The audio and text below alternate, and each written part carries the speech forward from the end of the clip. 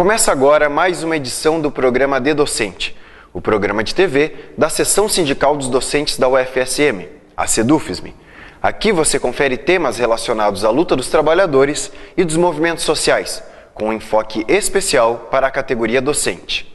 Na edição de hoje, teremos um programa especial, já que no próximo dia 27 de janeiro completa-se um ano da tragédia da Boate Kiss. Mas afinal, quais foram os desdobramentos, principalmente no que envolve as investigações e os processos, do ponto de vista das pessoas envolvidas nessa tragédia? Para tentar traçar o atual cenário da luta por justiça, no caso da Boate Kiss, você confere agora o quadro De Docente em Entrevista especial Um Ano da Boate Kiss.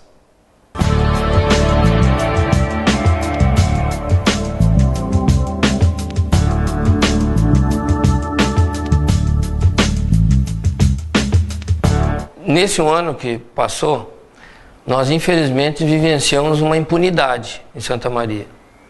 E daria para você dizer que a nível estadual e até federal, porque nós temos famílias de todos os lugares do Brasil. E Santa Maria, que era para dar o grande exemplo, ainda não deu esse exemplo. Eu nunca confiei naqueles promotores.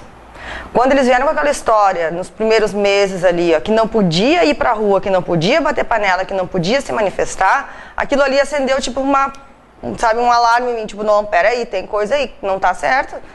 Como é que morre 242 e não vão se fazer nada? E, sabe, não, vocês não podem fazer isso, não, porque vai ter, sabe, causando medo em nós. A princípio, a frustração foi bastante grande, né? Porque a polícia indicou bastante pessoas, né? E só que o Ministério Público, na hora realmente que a gente esperava que as coisas tinham efeito, não acabou apontando todas aquelas pessoas que a gente esperava que fossem ser apontadas. E em relação ao processo civil de improbidade administrativa, a nossa frustração foi maior ainda, porque o que a gente entendeu? A gente entendeu que não houve investigação por parte do Ministério Público. Se houve, foi muito superficial. E para nós ficou bem claro que eles estavam protegendo a entidade e protegendo agentes públicos. Por exemplo, a Polícia Civil fez um inquérito bem montado, um inquérito bem produzido, demorou tempo para fazer aquele inquérito, páginas confirmando todos os erros. E o Ministério Público simplesmente acatou como aquilo foi algo que não tem nexo causal. Como não tem nexo causal? Há algo errado nisso. Aí então eles foram para o arquivamento da parte crime. Tudo bem, nós concordamos.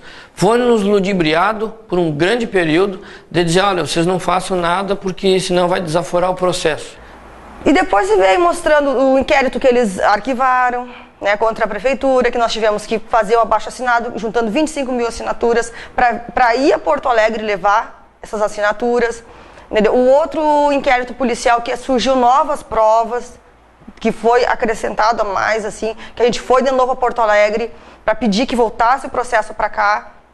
Como que o Ministério Público vai denunciar a Prefeitura Municipal por improbidade administrativa, sendo que eles também assinaram o TAC? Então, eu acho que existe visivelmente, eles estão se autoprotegendo, porque, por exemplo, como que uma instituição como o Ministério Público vai assumir que tu tem responsabilidade numa das maiores tragédias na maior tragédia do Rio Grande do Sul e uma das maiores tragédias do Brasil?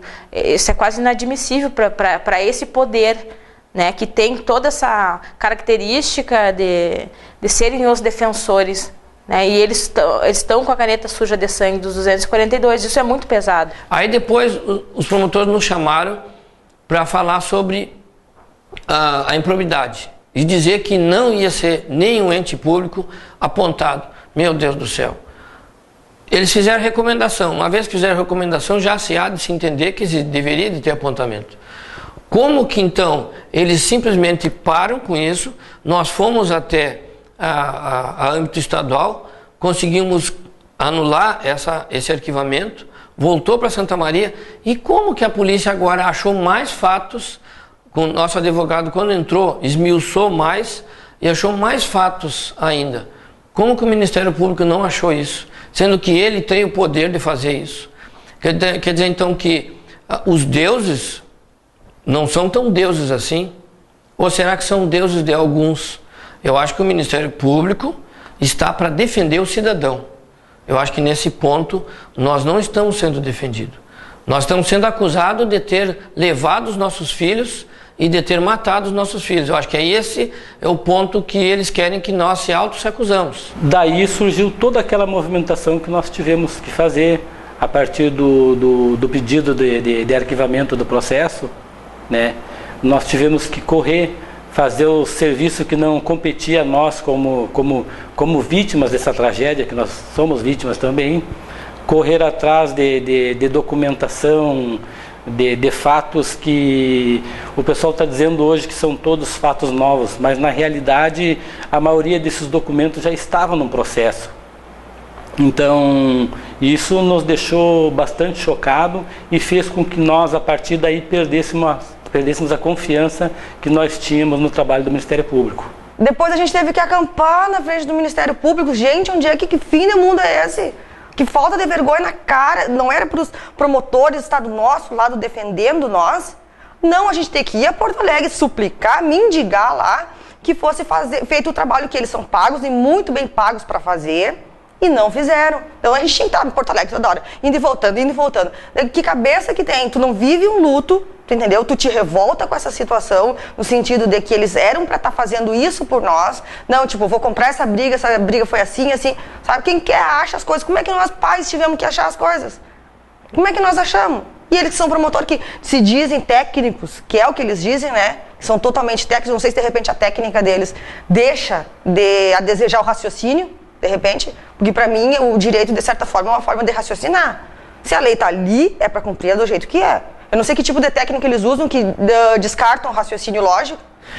E hoje a gente percebe que a parte criminal ainda está em aberto, está em fase ainda das oitivas, que eu particularmente acho que não deveria ter mais oitiva, que já poderia partir já para as testemunhas, porque é uma grande vergonha nós imaginar que aquilo ali simplesmente foi um acidente. Não foi. Foi um crime hediondo e, inclusive, eu tenho por dizer que foi um grande assassinato em massa de pessoas. E eu não sei por que a justiça ainda insiste em liberar oitivas somente para ganhar tempo e achar que nós somos uns pais atormentados, que vamos nos esquecer desse assunto.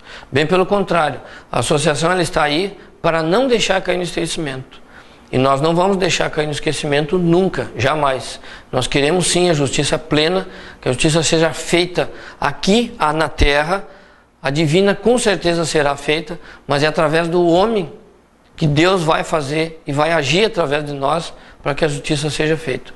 Portanto, hoje, infelizmente, respondendo a tua pergunta, nós vivenciamos uma grande impunidade. Olha, nós tivemos, no ano de 2013, nós tivemos várias batalhas e algumas a gente, não é que a gente tenha considerado perdidas, mas a gente teve decepções. A que realmente nós achamos que foi uma batalha perdida foi quando soltaram esses assassinos responsáveis pelas mortes dos nossos filhos. E nós fomos numa audiência no Tribunal Regional de Justiça em Porto Alegre, e lá onde fomos tratados com maior descaso por parte dos desembargadores, onde fomos recebidos muito mal. Eles debocharam praticamente da nossa presença quando relataram os motivos pelo qual estavam soltando aquelas pessoas que foram responsáveis pela morte dos nossos filhos. E a partir daí, aquilo nos abateu bastante, mas ao mesmo tempo tornou-se uma espécie de combustível para nós, que a gente teve um ânimo maior ainda para continuar lutando e tentar combater aqueles pontos negativos que nós estávamos somando, né? E para nós foi uma batalha vencida, essa que nós tivemos contra o arquivamento do processo civil pela parte de improbidade administrativa, para nós foi uma vitória bastante grande e a gente tem certeza que os promotores não vão querer cometer o mesmo tipo de erro que cometeram. Tô de olho bem aberto em cima deles, e o que eu puder ficar bem vigilante em cima do Ministério Público, principalmente aqui de Santa Maria, eu vou ficar. E eu vou cobrar mesmo e não quero saber, sabe? Não tenho medo de promotor, não tenho medo desse, daquele, entendeu? Acho que o medo que eu tinha, eu perdi no momento em que eu enterrei minha filha. Eu enterrei um pedaço de mim lá dentro, então, tipo, que venha, que tiver que vir. No âmbito geral, eu diria que existem muitos responsáveis. Eu não posso afetar o A ou B ou C. Diria a palavra correta, acho que seria essa aí. Mas eu gostaria que o Ministério Público simplesmente ofertasse a denúncia e se defenda a quem deve se defender. Mas existe um protecionismo muito grande e é isso que nós queremos, digamos assim, furar esse protecionismo. Eu acho que o A, o B ou o C está sendo protegido por X, Y, Z. Eu acho que isso não é correto devido a uma grande tragédia que se fez numa cidade, foi um assassinato em massa, e não só os propriamente ditos, que estão envolvidos diretamente, mas os indiretos, que são bastantes, deveriam de ser realmente pronunciados, e o Ministério Público, infelizmente, está protegendo. O porquê, eu não sei. Eu acho que foi uma sequência de falhas, sabe? Foi uma sequência de falhas. Eu acho que aqueles músicos não teriam tacado fogo lá se os donos da boate não tivessem permitido, se a prefeitura não tivesse permitido aquele estabelecimento funcionar clandestinamente e se o Ministério Público também não tivesse permitido, entendeu? Então, teve várias falhas, entendeu? Teve um sistema todo em volta ali, ó, que eu não sei se foi... Sabe? Tá, tem um inquérito rolando na polícia ainda, vamos esperar pela polícia para poder falar, ó, isso aqui foi errado, assim, assim, assim. Mas enquanto não saiu, eu não posso falar. Então, tipo assim, não sabemos se foi falha de boca abertice mesmo, falha humana, ou se teve interesse, sabe? Tipo aquele jeitinho brasileiro que a gente sabe que sempre se dá jeito, porque eu sou filho do fulano, eu sou filho do ciclano, porque eu tenho dinheiro aqui e ali. Eu acordei assim pro mundo dia 27 de janeiro, porque até então eu era uma pessoa totalmente alienada, eu mal sabia quem era o vice-prefeito de Santa Maria. Como eu acredito que muitas pessoas estavam nessa condição. Então a gente aprendeu com a dor, que a gente tem que exercer a cidadania de alguma forma. Então eu acho que os responsáveis começa pelos rapazes, o rapaz que levantou lá o artefato, porque ele sabia que não era o adequado para estar num ambiente fechado, os donos da boate, o engenheiro que autorizou a obra, quem fiscalizou, que não fiscalizou na verdade, os bombeiros, a prefeitura municipal, o prefeito em si que teve essa condição totalmente omissa e de panos quentes, ele simplesmente lavou as mãos frente à tragédia. O Ministério Público tem grande parcela e grande responsabilidade na condição que as coisas... da forma que as coisas estão sendo levadas até hoje. Como é que um promotor, eles estavam cobrando para que fosse regularizada a boate e ele autorizou o início das atividades da boate em plena reforma e com todas as irregularidades que lá havia. Então a gente espera que esse promotor que iniciou, que deu abertura ao processo, esse advogado da KIS e esse promotor que fez o TAC, que eles voltem, eles têm que responder também, porque para nós tem um grande comprometimento da parte deles, e nós não vamos deixar, a sociedade vai querer que isso aí seja explicado. A justiça é muito ampla. Agora a gente aprendeu o que é a justiça. A justiça ela se está na parte da prisão dos réus, da condenação dos réus, ou melhor, dos assassinos, também na parte da improbidade de entes públicos que fizeram com que a boate ficasse aberta sem alvará e com falsificações que hoje já se sabe perante a polícia, que já acabou de largar essa nova denúncia, que provavelmente agora em fevereiro será largado.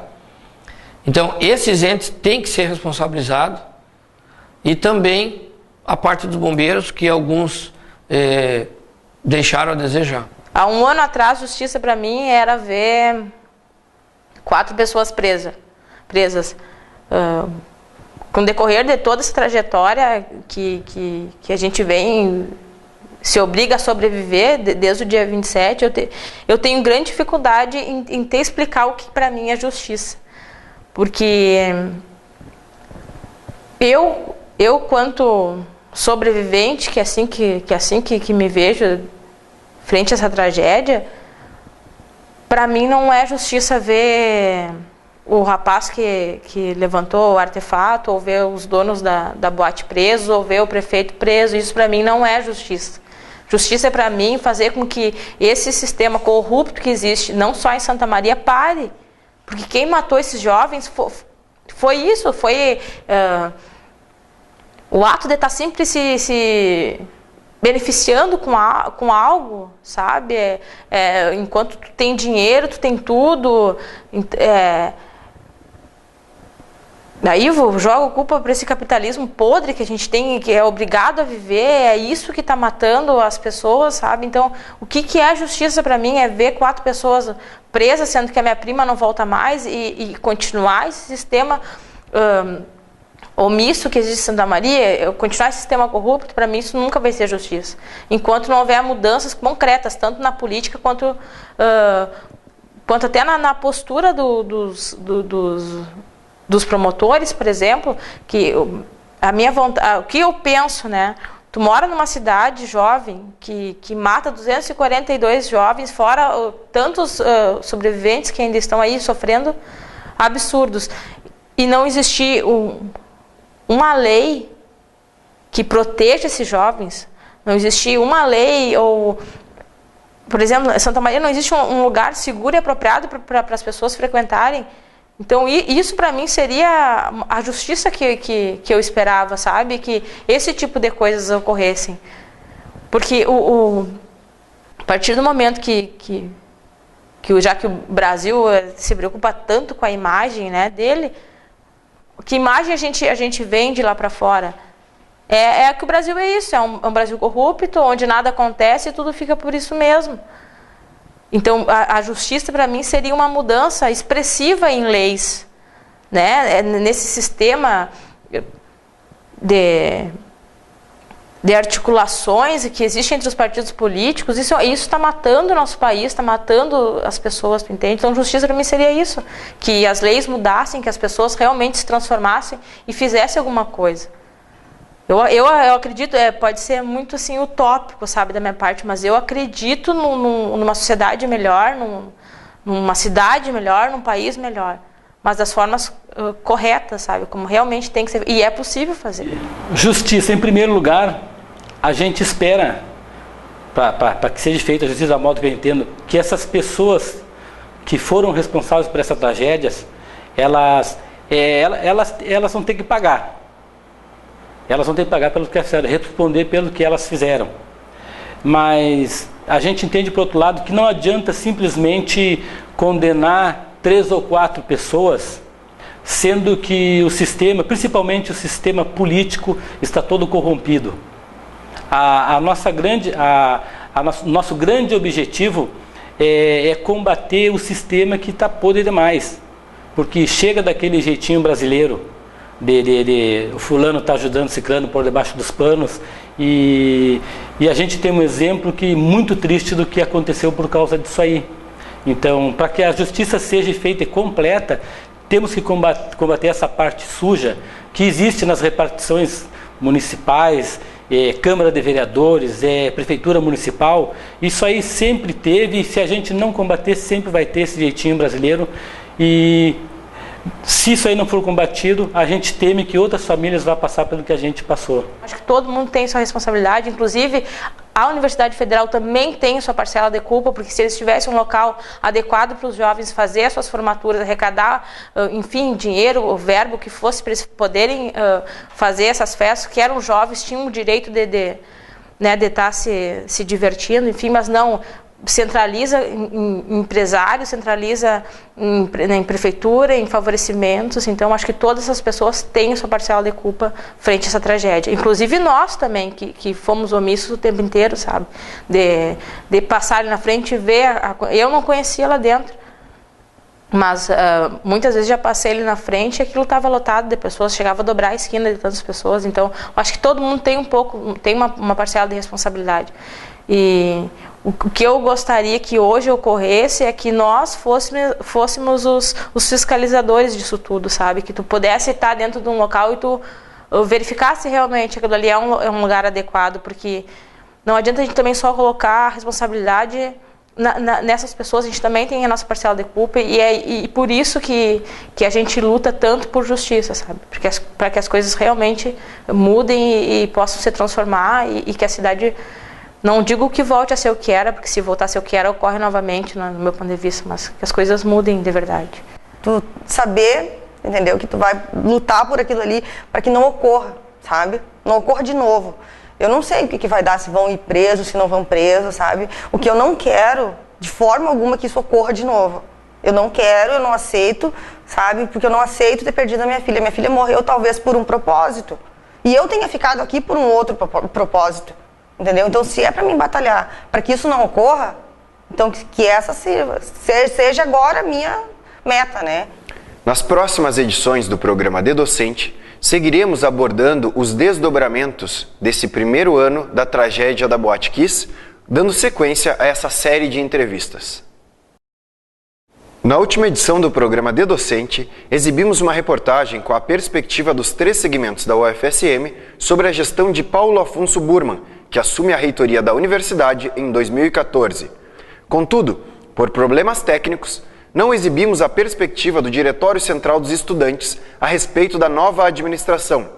Para conferir a reportagem completa com a declaração do representante do DCE, basta acessar o site da Sedufisme. Ocorreu nesta quinta-feira, dia 16, a Assembleia Geral dos Docentes da UFSM. Realizada no auditório da Sedufisme, a Assembleia aprovou a prestação de contas da sessão sindical do ano de 2012. Além disso, outro ponto de pauta que recebeu destaque foi a escolha dos delegados que representarão a Sedufisme no 33º Congresso do Andes Sindicato Nacional.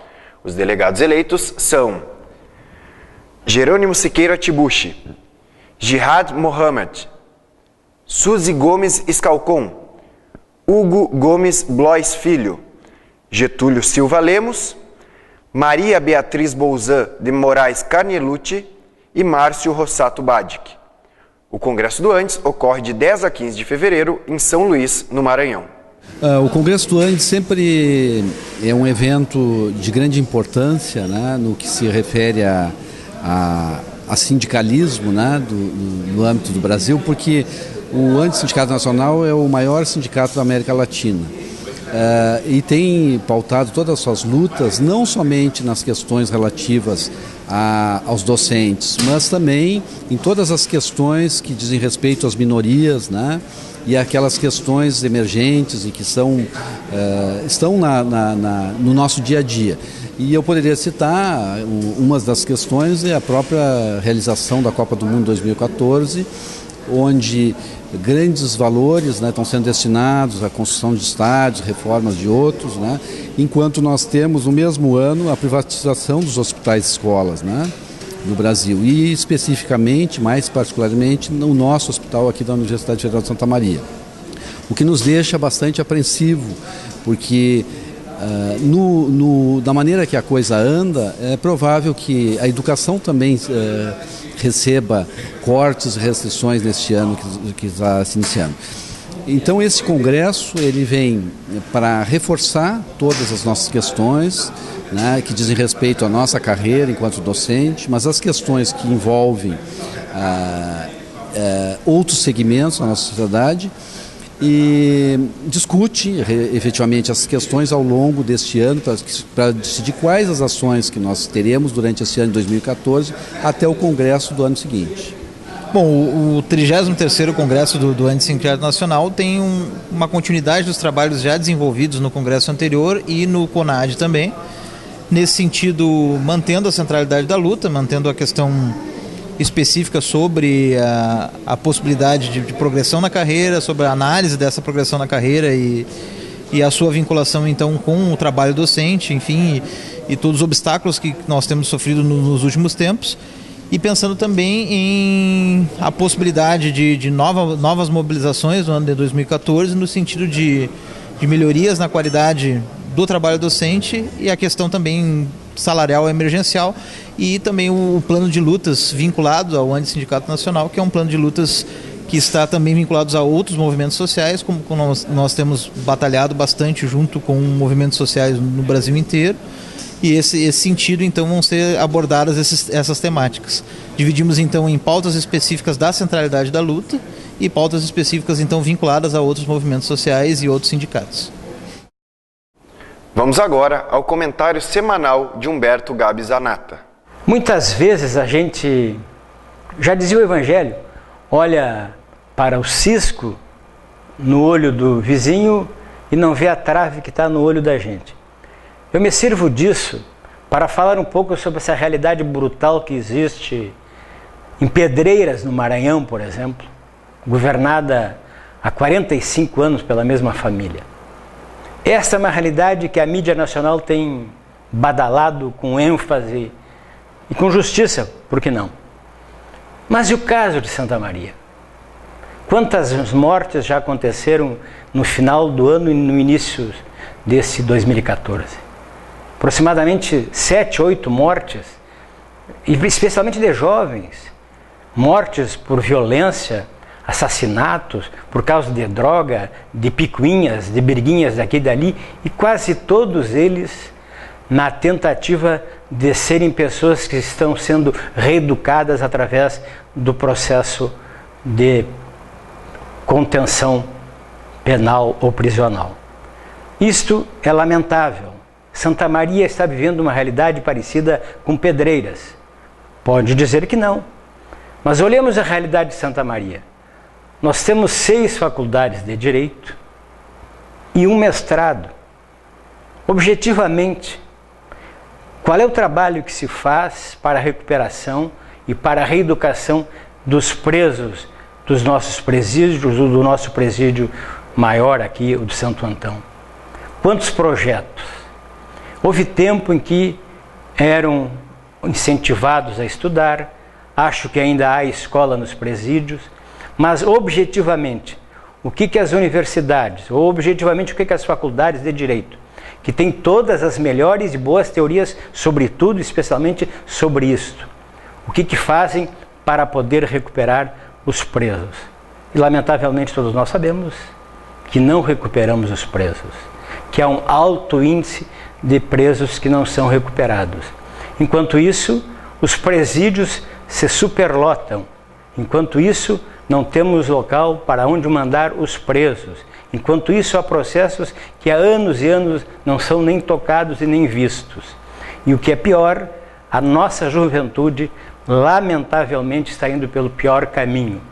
Não o caminho do craque da bola, que em 2014 o Brasil é sede da Copa Mundial das seleções de futebol.